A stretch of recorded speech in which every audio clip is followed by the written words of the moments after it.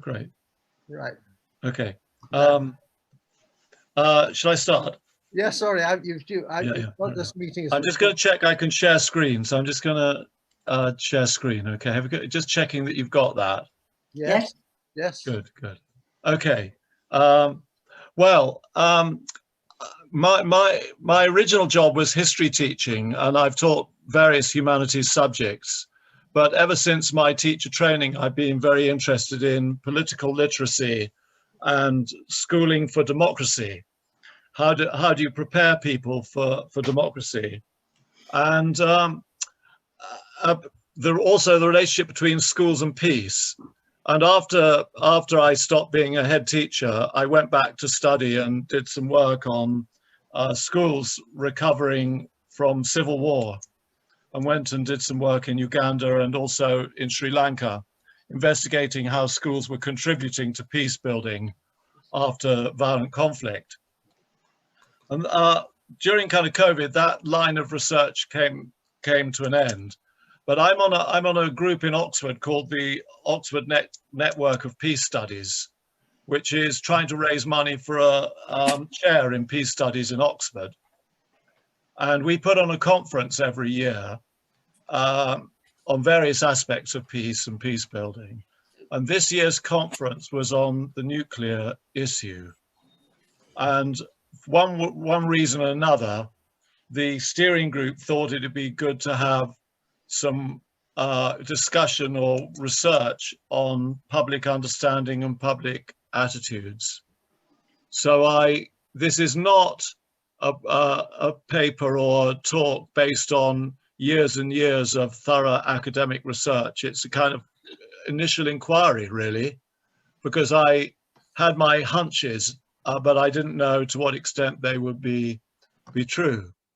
But I think it's a kind of idealistic assumption for a successful democracy that voters should be well informed so that they can make decisions and vote and put pressure on their legislators based on evidence and knowledge. Of course, in reality, opinion formers compete to influence voters, and it's not a neutral platform. Nevertheless, I believe it should be an aspiration that voters should have a kind of basic understanding of the important issues of the day. Well, 5 nuclear weapon states are democracies: USA, UK, France, Israel, and India. One is what the Democracy Index terms a hybrid regime. That's Pakistan, a kind of semi-democracy. And 3, Russia, China, and North Korea, are authoritarian regimes. And I doubt very much whether the populace in those authoritarian regimes are educated in this issue at all, other than watching the huge rockets roll by on days of national celebration. I am interested in attitudes, but this isn't the prime focus of the talk, actually. It's about knowledge. The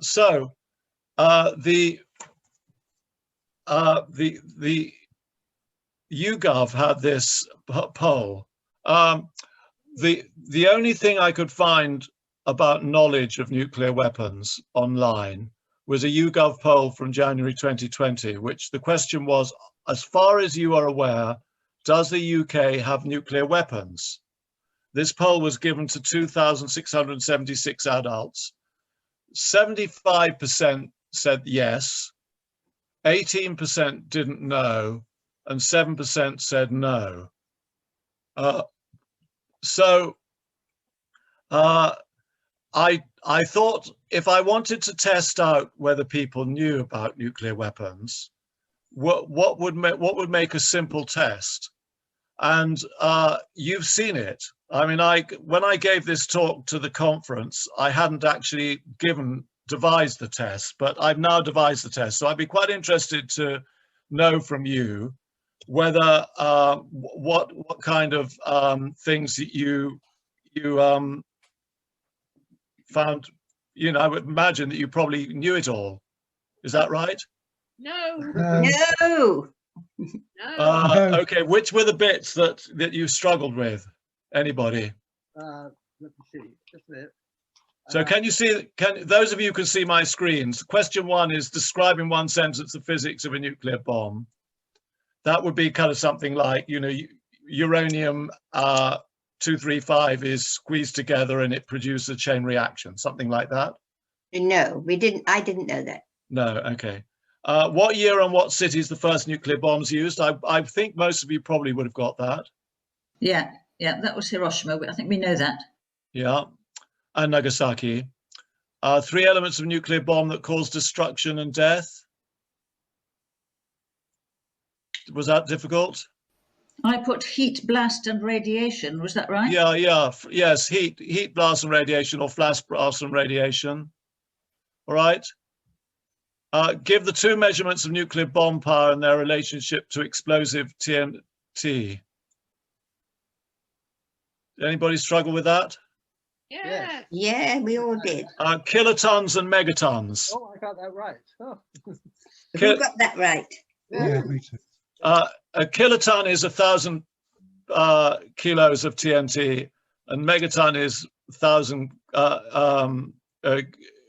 kilotons. Sorry, 100 kilotons. Okay, the acronyms. Were these difficult? Yes. The, Okay, does somebody want to say ICBM? no, that's Intercontinental ballistic missile. Great. SLBM? Well, I don't That was the one we couldn't Something get. ballistic missile. Yeah, good. Submarine launch ballistic missile. No. MERV? Multiple multiple entry warhead. Vehicle, yes. Okay. Multiple independent re-entry vehicle. Okay. Name 9 countries possessing nuclear weapons. I've done that at the beginning of this talk. I'm going to push on, and I think you do know, right? Yeah. Okay. Roughly how many warheads are possessed by the 2 largest nuclear powers? That was a wild guess. 3,000. 3,000. Yeah. At the moment, it's about 12,000. 12,000. And by the other 7 nuclear powers, it's about 800. My God, I was. So, you know, for just for sake of example, you know, India and Pakistan have about 150 or 200 or something. China has about 200 or 300. Okay, the military term MAD. Mutually assured destruction. Yeah, great. Yes. Non-proliferation treaty. NPT. Yes. That was the treaty whereby the nuclear weapon countries promised to get rid of theirs, well, to negotiate theirs down as long as no other countries got them. Yes. Yeah, that would get a correct. That would be correct answer. You get full marks for that. Test ban treaty. It's kind of pretty obvious. I'm going to go on. So I don't want to spend the whole session on the quiz. Start.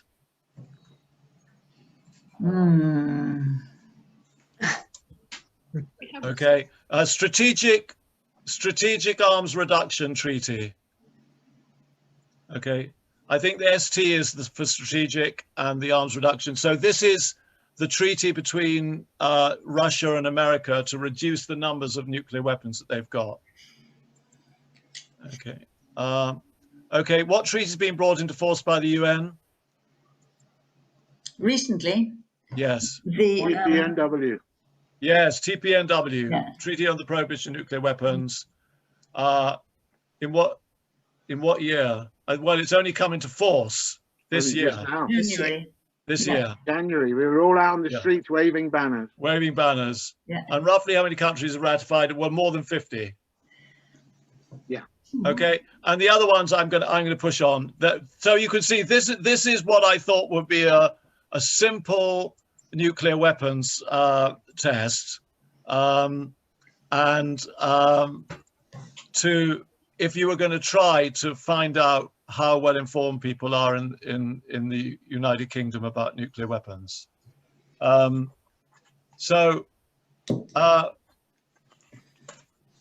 going to come on to that. So you can see here that when I first gave this talk, I kind of gave these are the kind of 10 questions that I probably do. So, okay, now I'm just going to go back actually. I want to talk about schooling, about this subject. So primary schools are addressing world issues, with climate change and things like this. But my guess is that most parents and teachers would like to spare young children potential nightmares. And I don't think it's very likely that anything much is going on in primary schools about nuclear weapons. I may be wrong, but I just decided that was one step too far to try and find out about this. So I'm starting with lower secondary, age 14.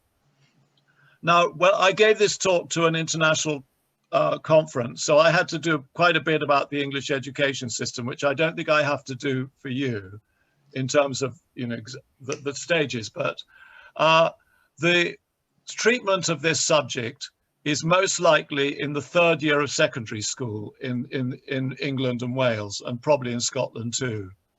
13 and 14-year-olds would be expected to spend a year on history and a topic called Challenges for Britain, Europe and the Wider World from 1901 to the present day. So the last 100 years of history are basically taught in the third year in secondary school, which is the last time everybody does history, because after that they have a choice. Now, history has about 2 hours a week, maybe 3 lessons and maybe 1 hour homework. So about 80 hours a year. And if you look at a typical history textbook for this age group, you can see that there are about 2 lessons on the Holocaust, 1 lesson on Hiroshima and Nagasaki, and maybe a maximum of 2, possibly just 1 on the Cold War and the Cuban Missile Crisis. I actually looked on BBC Bite Size Revision, which is an incredibly good resource for young people and schools. And they have 5 pages on the atom bomb, the physics, the development, the decision to drop bombs on Hiroshima and Nagasaki, the effects and the aftermath, and the ethics of it as well. I thought that was pretty good. But of course, that doesn't mean that everybody is studying it. But this is the last moment that people would be studying this issue. And most history teachers are really racing to get through the curriculum, and they'd have very little time to bring students up to date. So there would be very, very unlikely that students would be told about modern nuclear powers. They wouldn't know that India and Pakistan have nuclear weapons. They would have heard probably of North Korea, maybe from the news, but it's pretty minimal. Going on to secondary school, middle secondary years up to GCSE, most students prepare for public examinations at 16.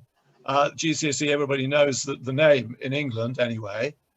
Most students take between about 8 and 10 subjects, and almost everyone takes English. So you can work out roughly how many students there are in a cohort in a year by the numbers who take English. And actually it's about 750,000. So, but almost all students will study either history or geography or religious studies. And about 1/3 of the cohort is what I call the whole year group going through, would study about 1/3 of them would study each of these. So let's rule out geography for a start, because that's where everybody learns about climate change and the environment and ecology and things. So you wouldn't expect to learn about nuclear weapons in geography. So let's go on to history, which is my subject. In 2019, 37% of the students took history, and of these, 40% studied the Cold War. So in other words, 15% of the whole student population studied the Cold War in 2019. And that is only up to about as far as if they got to 1989, I mean, that would be quite successful, but often it would be probably finishing with something like the Cuban Missile Crisis. The interesting thing is that I discovered was that probably the bulk where people would learn most about nuclear weapons would be in religious studies.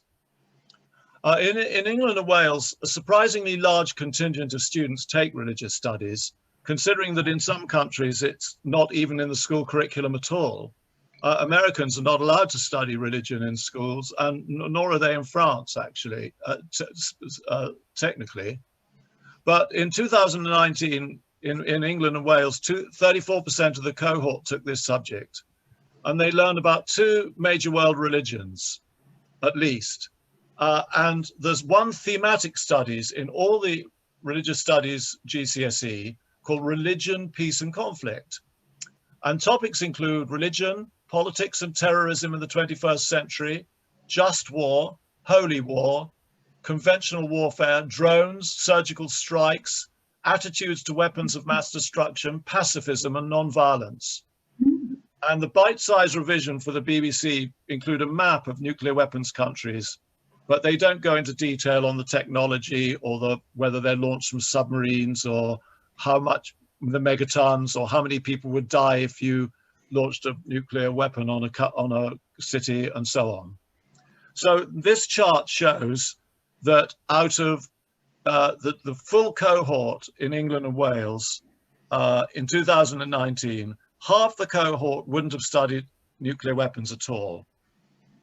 15% of the cohort may have studied them through the Cold War, and 34% of the cohort probably came across them in the context of religious studies and the ethics of weapons of mass destruction, and should it be allowable if you're a religious person. Right. So I move on to A-level. Well, A-level, haha. 47,000 students took A-level history in 2019, and that was 16% of the exam entrance. And all the A-level history courses have optional sections, so they're only taken by a proportion of the total history candidates. And there's only one topic where students would learn about nuclear weapons, which is, again, as in GCSE, the Cold War from 1945 to 1991. And in 2019, about 4,000 students took this topic. And in it, they studied NATO, the Warsaw Pact, atomic weapons, the Cold War, right through the crisis of 1962, the arms race, the space race, détente, SALT talks, Brezhnev doctrine, the new Cold War of the 1980s, and a good history teacher would find time to bring the information up to date. And a very small number, just 1,000 students, took a course called The Changing Nature of Warfare, Perception and Reality, which is mostly on technology, missiles and nuclear weapons, but it seems to be very patchy. Nothing on submarines, nothing on nuclear war theory, nothing on MAD, proliferation, nothing on treaties. So in other words, of all the history candidates, 10% of them studied nuclear weapons. And as a proportion of the whole, all the A-level candidates, that is about 1.5%. Same thing is religious studies. As in GCSE, they had a section on ethics and religion and weapons of mass destruction. And you study 2 religions, I think. For example, this is one for Hinduism. You study the virtue of ahimsa, Hindu views concerning the treatment of animals and war, including weapons of mass destruction, Gandhi, and non-violence. So the total of religious studies students is about the same as the history ones, who, in other words, about 1.5% of the advanced level candidates. So together, that's 3% of the A-level candidates, bearing in mind that the A-level candidates are only about half the student population of that age group who are in education. Another group are doing vocational courses at college, and another group have left education and gone into work. I also looked at A-level politics, and that's very constitutional and not really about international relations or anything like this. So here we are. For those of you who can see, I think about 95% of young people at age 14 would at least hear the term nuclear weapon or come across it in some form or other.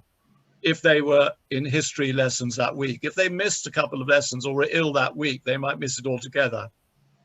At age 16, about half the population would have done it. And at age 18, I just moved my, I got just, I think I'm blocking it out with my pictures. So I just, there we are. No, sorry. Anyway, so there we are. That's A level. Now, I thought I'd do a little bit about the contribution of NGOs, and I looked at CND's peace education materials. I looked to see what they're doing about education on this topic. In 2018 and 19, CND education program gave about 200 workshops or talks in 70 schools, reaching 7,500 students.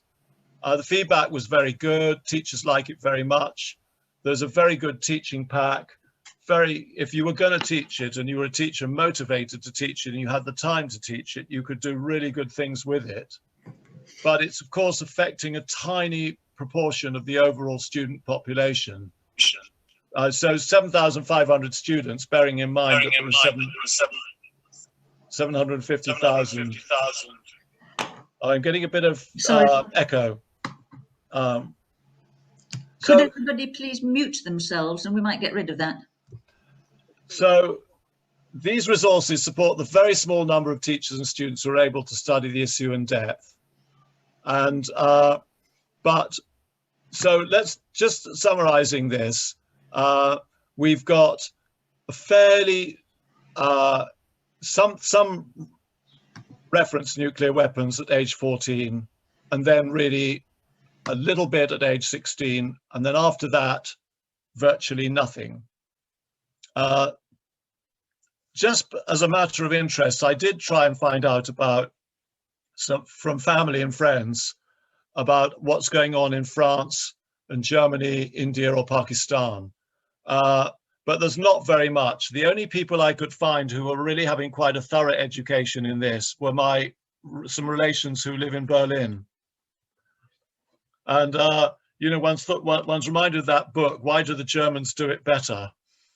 I think Germany has taken education about political and moral issues very, very seriously since about 1970, when there was a complete revolution in the education system in Germany, and they started looking back at the Nazi past properly. And it sounds to me, I mean, this is only just a kind of anecdotal thing. It's not very, hasn't got a lot of resonance really. So let's go on to university. Imagining that I was an 18-year-old with an interest in the subject, I wondered how many international relations or politics courses at top UK universities specifically mention nuclear weapons. And I found about 5 out of the top quarter of UK universities that actually had a specific mention of a course where you could learn about this subject. So they are there. Right, that's part one. I've gone on a bit, but we did the quiz, so I hope you're okay. I'm going to say a little bit about media. So it's plausible that adults gradually pick up knowledge and understanding through exposure to media, television, news, print, online media. So I turn my attention here. So the electorate in England and Wales, about 43 million, and the turnout in the last general election was 67%, giving about 30 million active voters, who one would hope would be reasonably informed. So how would they be likely to learn about nuclear weapons if they were going to learn about it from media? Well, this is my little kind of thing. People are getting their news. I wonder if I can kind of move. Oh, that's great. I can do this. Has that made my screen better? I don't know if it's made any difference. No, it didn't make any difference, but it's fine. Okay.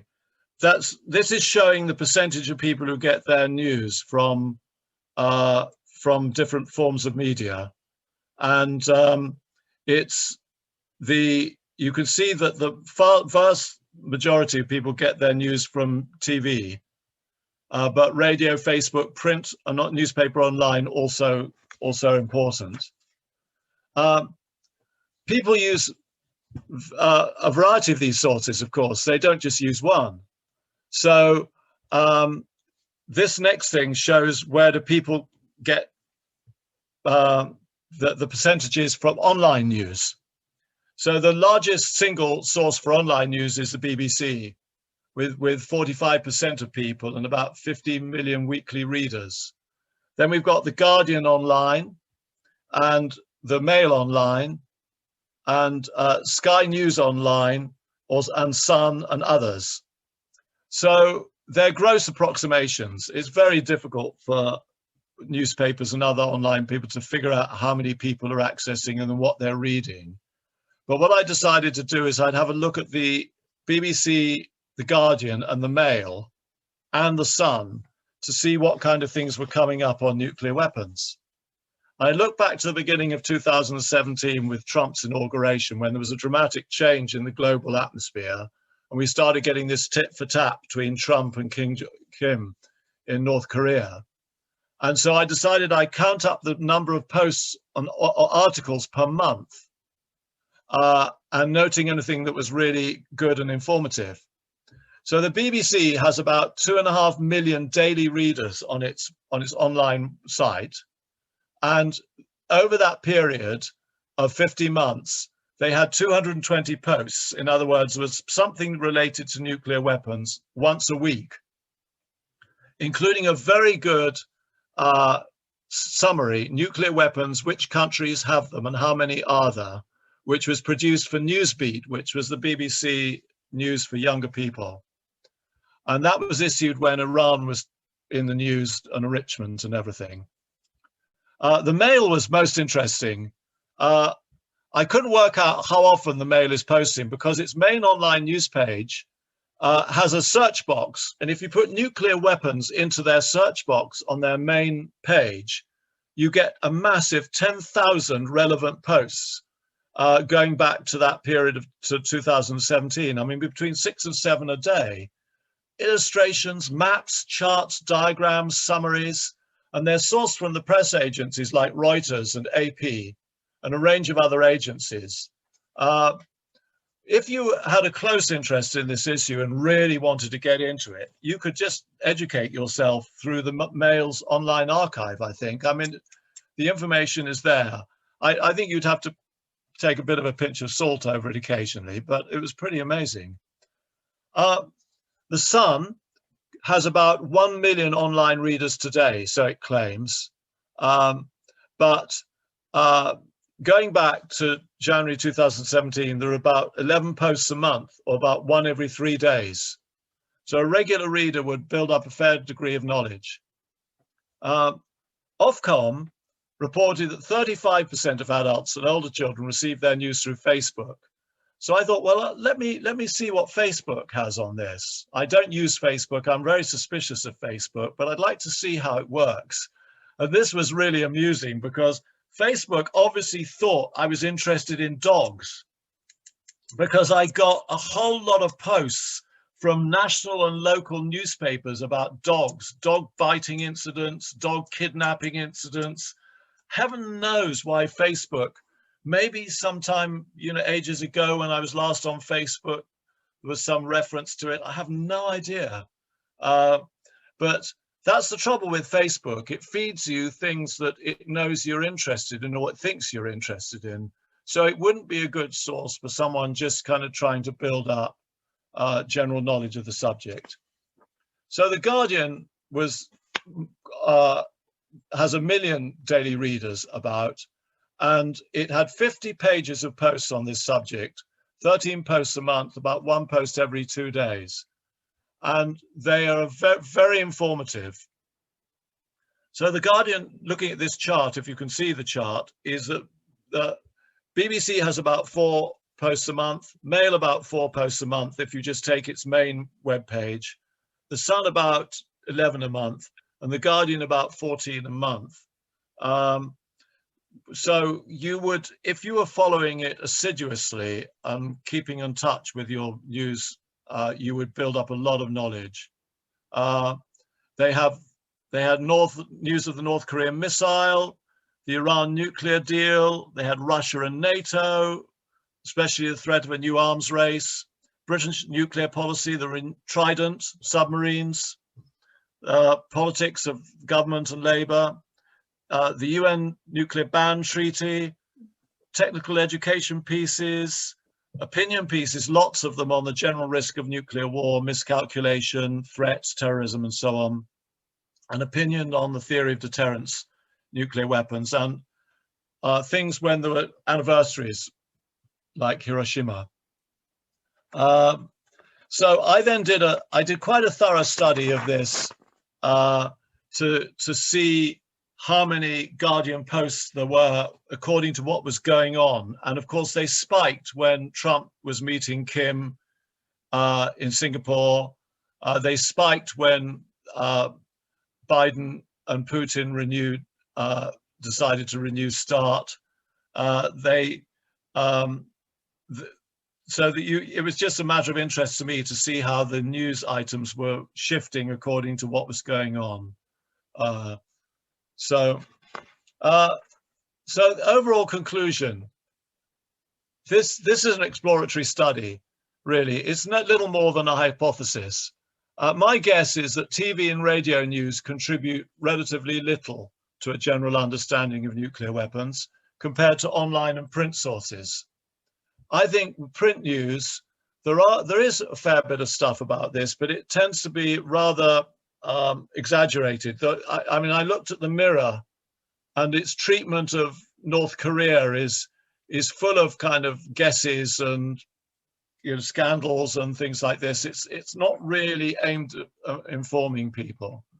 But BBC, Guardian, Mail, and Sun their online sites are quite good on general understanding, and I think someone following these would build up a fair degree of knowledge, actually. If you count BBC, Guardian, Mail, and Sun daily online readers, it comes to about 5 million. And if I added these to the print readers, we get about 10 million. And if I'm being generous and think that those 10 plus 5, 15 million are somewhat informed, this ends up with my kind of guessing kind of pie chart about how informed the public might be. And it's all very, very rough and ready because I haven't done a test.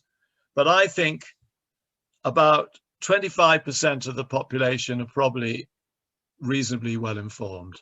I think 50% have a bit of knowledge about it, but lots of gaps. And I think about 25% probably know absolutely nothing about it whatsoever. So just the last one to finish with a bit of on attitudes. These are the polls I've found. 2016, should the UK have a nuclear weapon? 49% yes, 28% no, 23% don't know. 2016, should Britain renew Trident? 31% yes, 35% no, 34% don't know. And in January 21, poll carried out for CND, which always tends to slant things if it's being carried out for a campaigning organization, said 59% support UK signing the UN treaty and 77% support a global ban if it could be achieved. And this was quite a shocking one. Should the British Prime Minister retaliate if we were attacked by nuclear weapons? And 68% of people said the PM should retaliate. 15% said the PM should not retaliate, and 17% we don't know. So that's it. I've whizzed through, and I hope that was what you were expecting.